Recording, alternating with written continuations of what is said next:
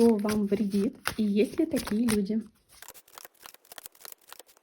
Есть человек, причем это может быть как поклонник, так и подруга какая-нибудь, либо родственник, может быть помладше вас человек, либо ведет себя как ребенок, то есть поступки такие мелкие, но человек показывает, что очень хорошо к вам относится, такую любятину проявляет, как будто бы все вам прощает, и сам особо не следит за своими действиями. Этот человек может приходить в гости и случайно что-то передвигать, суету какую-то наводить, иногда что-нибудь и сломать может в ботинках по дому ходить, ну такой немножко расхлябанный человечек. Но у этого человека есть второе состояние, когда он может трепать вам нервы, устраивать конфликты, либо вы в нем разочаровываетесь. Почему? Потому что он начинает манипулировать.